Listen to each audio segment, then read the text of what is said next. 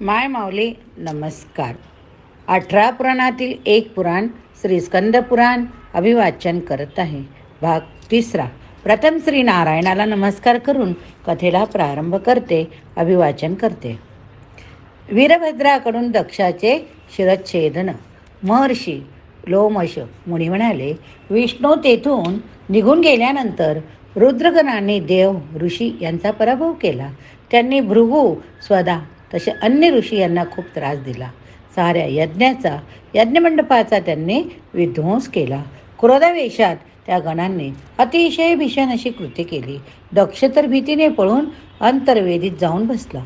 त्याला आत लपलेला पाहून अधिकच क्रोधाने वीरभद्राने त्याला पकडून आणले.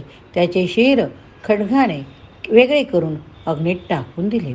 तलवारीने शिर वेगळे केले आणि अग्नीत टाकले.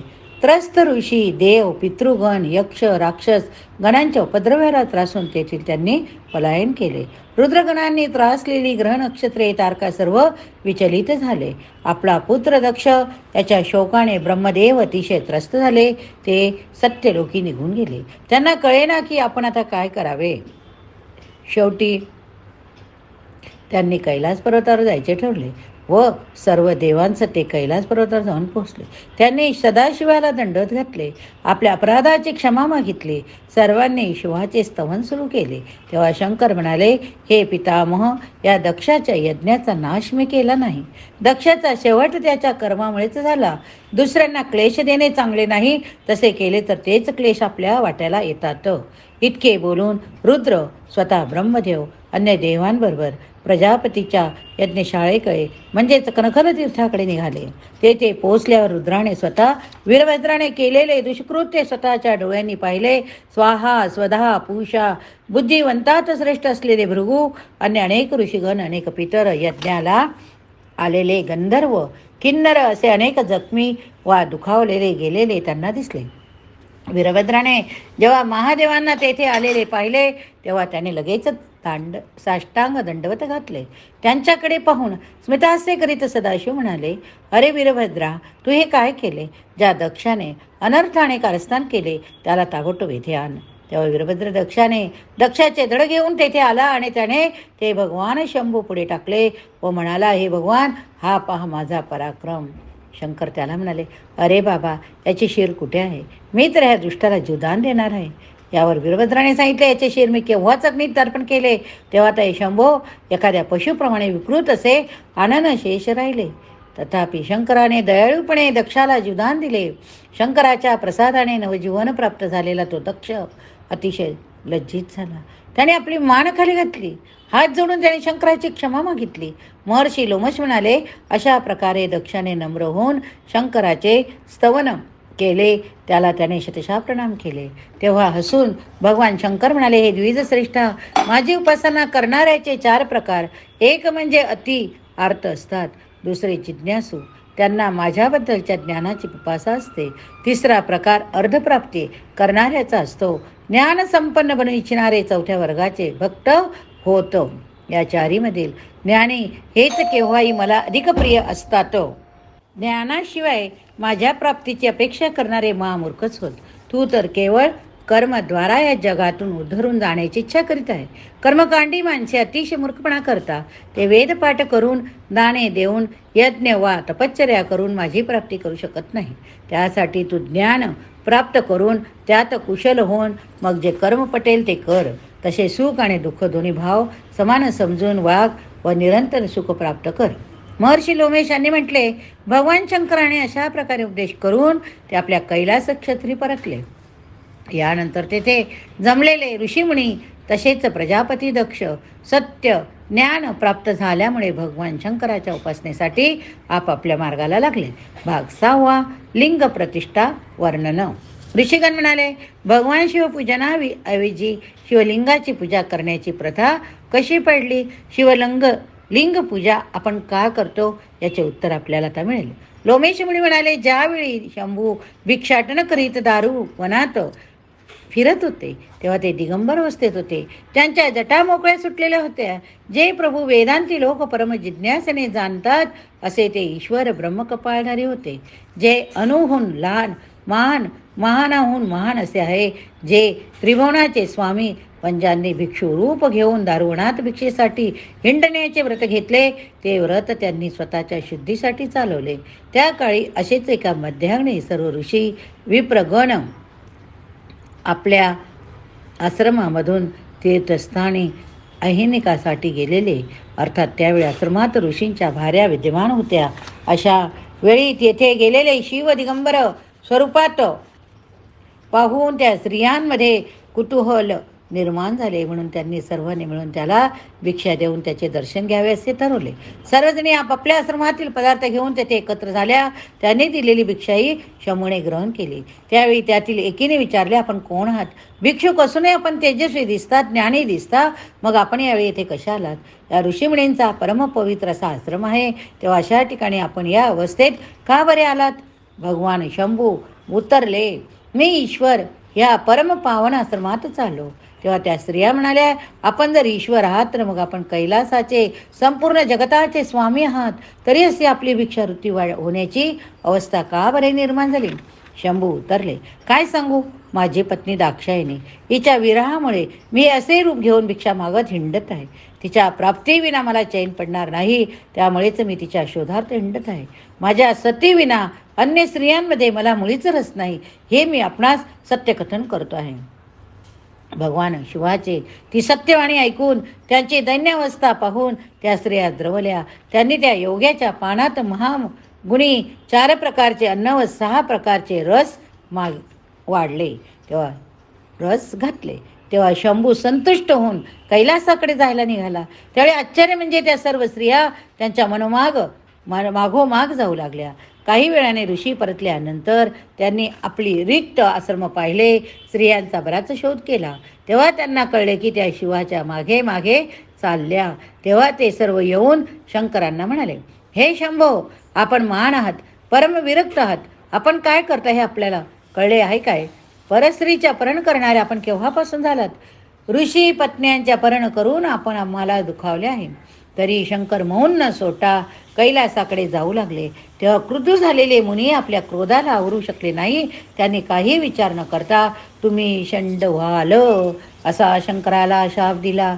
तपस्वी ऋषींची वाणी अर्थात खरीच ठरली. पंचमात्कार असा झाला की त्यांना सर्व विश्व लिंगमय भासले. ते भव्य स्वरूप पाहून सर्वांनी त्या अतिविस्तृत अशा मूर्तीचे संपूर्ण दर्शन घेण्याच्या इच्छेने त्यांचा शोध घेण्यास सुरुवात केली. ब्रह्मदेव मूर्तीच्या मस्तकाच्या शोधार्थ निघाले व विष्णू पाताळ लोकी त्यांचा अंत शोधण्यासाठी निघाले. पण पाताळाच्याही पुढे जाऊन त्यांनी अतल, सुतल, वितल, रसातल शोधून काढले. त्याही पुढे जाऊन तलातलामध्ये जाऊनही त्यांना त्या लिंगचे मूळ मध्यंत कोठेच सापडला नाही. तेव्हा ते परत येऊन त्यांनी ऋषी देवगणांना तसे सांगितले. ते सर्वजण मग ब्रह्मदेवाची वाट पाहत थांबले. ब्रह्मदेव तेथे परतल्यानंतर त्यांनी सांगितले की मी या शिवलिंगाचे मस्तक पाहिले. विष्णूने विचारल्यावरून त्यांनी केतकी व कामधेनू यांना साक्षीसाठी उभे केले. त्या सर्वांसमक्ष या दोघांनी खोटीच साक्ष दिली. पण अचानक आकाशवाणी झाली की केतकी व कामधेनूने सांगितलेली वाणी मिथ्या आहे.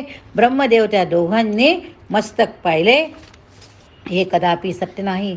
अर्थात रोषामुळे कामधेनूला शाप दिला की तू आपल्या मुखाने हे मिथ्या वाचन कथन केले, त्यामुळे आजपासून तुझे हे परमशिव मुख अपवित्र धर्मबाह्य होईल. तसेही सुगंधी केतकी शिव अर्चनेला अयोग्य मानली जाईल. ब्रह्मदेवालाही त्या आकाशवाणीतून शापवचन दिले गेले. भृगु पुरोहित या समस्त ऋषींचं तुम्ही प्रजयोग्य राहणार नाही. तुम्ही अनेक क्लेश भोगाल. ऋषी धर्मिष्ठ होतील पण तत्ववाक्यापासून बहिष्कृत राहतील. ते सदा वेदांवर वाद घालीत असतील. याचक अवधान्य असे होईल. ही शापवाणी ऐकून सर्वांनी आपली चूक कळून आली व ते शिवलिंगाच्या पूजेत मग्न झाले. शिवाला शरण गेले. भाग 7. देवांकडून लिंगस्तुती. महर्षी लोमश म्हणाले, सर्व देवगण, ऋषीवृंद, ब्रह्मदेव सर्वांनी भगवान शिवलिंगाचे स्तवन केले.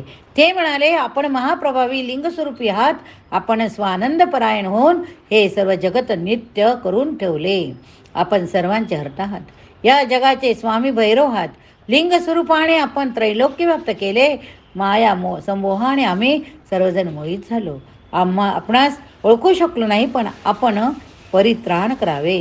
अशा प्रकारे धात्याने हे लिंग धारण केलेल्या महेश्वराची स्तुती केली. ऋषिगणांनी आपल्या प्रमोत्तर वाणीने त्या कल्मष विरहित महेश्वराची स्तुती केली. ते म्हणाले, आम्ही अज्ञानी अनेक इच्छा बाळगणारे, आम्हाला तुझी स्थिती माहीत नाही. तू तर आत्मा परमात्मा विभाविनी प्रकृतीचा आहे. आपणच आमचे माता पिता बंधू सखा ईश्वर वेदवित एकरूपी आपणच आहात. महानुभाव आपणाला परिचिंत्यमान आहात. आपण समस्त भूतांचा आत्मा ज्योतिस्वरूप असे आहात. आम्ही सर्व आपल्या चरणापाशी शरण आलो. म्हणून हे शंभो जगतस्वामी, आता आपण कृपा करून भयमुक्त करून आमचे रक्षण करा. हे महादेव म्हणाले, श्री महादेव म्हणाले, आपण सर्वजण विष्णूची प्रार्थना करा. त्या सर्वांनी विष्णूला नमस्कार करून त्याचे स्तवन गायले. तेव्हा विष्णू म्हणाले, आपण दैत्यापासून त्रस्त होता, त्यामुळे त्यावेळी मी आपले रक्षण केले. पण आता ह्या लिंगापासून उत्पन्न झाले चिरंतन भय मी दूर करू शकत नाही.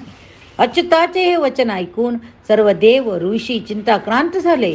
त्यावेळी आकाशवाणी झाली की, हे जनार्दन, पूजनासाठी या लिंगाचा उपयोग करा. हे महाभाहो बिंडी भूत होऊन समस्त चराचरांचे रक्षण करा. ते ऐकून वीरभद्राने प्रथम पूजन केले. तेव्हापासून शिवलिंगाची अर्चना प्रचलित झाली. वीरभद्राने पूजन केले तेव्हा देवगण ऋषीगण वेदवादी सर्वांनी स्तवन केले. भगवान शर्वाने त्यावेळी बरीचशी लिंगे स्थापित केली. सत्यलोकी ब्रह्मेश्वर नावाचे लिंग आहे.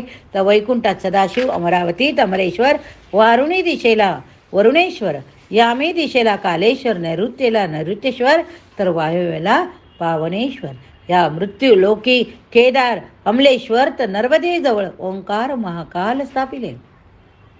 काशीमध्ये विश्वेश्वर, प्रयागात ललितेश्वर, ब्रह्मगिरीवर त्र्यंबकेश्वर, कलीमध्ये भद्रेश्वर, गंगासागर संगमात रामेश्वर, सौराष्ट्रात सोमेश्वर, विंध्यपर्वतात सर्वेश्वर, श्रीशैल येथे शिखरेश्वर, कांतीमध्ये मल्लाळनाथ, सिंहलोक द्वीपात सिंहनाथ, निरुपाक्ष कोटी, शंकर त्रिप्रांतक, भीमेश भोगेश्वर, तसे पाताळात अटकेश्वर. अशा प्रकारे नकलिंगे संपूर्ण त्रिभुवनात विश्वकल्याणासाठी देवतांनी स्थापिले. लिंग महिमा तत्वपूर्ण रीतीने नंदी जाणतो. त्याचप्रमाणे भगवान स्कंदही जाणतात. पूर्वी पुरातन्याकडून शवावर लिंग धारण करीत असत, कारण लिंगास पंचत्व, लिंगास जीवित्व असे मानले आहे. स्कंदाने प्रतिपादित केलेला पाशुपत धर्म श्रेष्ठ मानता. स्कंदाने प्रसादी शुद्ध पंचाक्षरी विद्या, प्रासाद द्वीपिका, षडाक्षरी विद्या महर्षी अगस्तीकडून प्राप्त केले. जे सत्पुरुषांच्या पुरस्कृत केलेल्या मार्गावरून जात असतात ते सर्व पुरांतक म्हणून ओळखले जातात. जे प्रसंगाने अनुषंगाने श्रद्धेने सदाशिवाची भक्ती करतात त्यांना सद्गती मिळते. अशाच एका पतंग्या नावाच्या भक्ताची कथा सांगतो. पतंग्या म्हणून एक पक्षी होता. तो नित्य एका शिवालयात कोणी समर्पित केलेल्या नैवेद्याच्या भक्षणासाठी नेहमीच येत असते. तेव्हा तो येताना त्याच्या पंखाखाली शिवालयात मार्जन होई त्या पुण्यावर तो स्वर्ग प्राप्त करू शकला. नंतर जो जन्म मिळाला तो राजकन्येचा. काशी राजाची कन्या सुंदरी म्हणून ती ओळखली जाऊ लागली. पूर्वजन्माच्या पुण्याईमुळे या जन्मीही ती परमभक्त बनली. दररोज ती प्रातकाळी शिवालयात जाऊन मोठ्या भक्तीने स्वच्छता करून सडासमर्जन करीत असे. एके दिवशी युद्धालक ऋषीने तिला विचारले, हे कन्यके, तू अति सुकुमार आहे, मग तू मला सांग, तू येथे येऊन स्वतःचं सडासमर्जन का करते बरे? राजकन्या असल्यामुळे तू हेच काम तुझ्या दासीकडून करून का घेत नाही? तेव्हा ती हसून काय म्हणाली, हो हे मुनिवर, आपण हे जाणता, स्त्री पुरुष कुणीही असो, ज्याच्या मनात शिवाविषयी भक्ती असेल त्याने केलेल्या सेवेने तो शिवलोक प्राप्त करून घेतो.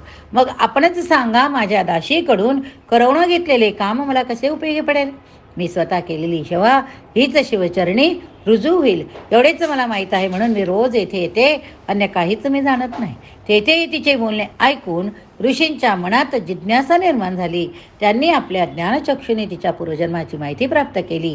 त्यामुळे ते अतिशय विस्मित झाले. त्यांना राजकन्येच्या घटनेवरून शिवप्रभावाचा महिमा कळून चुकला. या ठिकाणी हा भाग संपवूया. पुढील भागात आपण रावणोपाख्यान बघूया.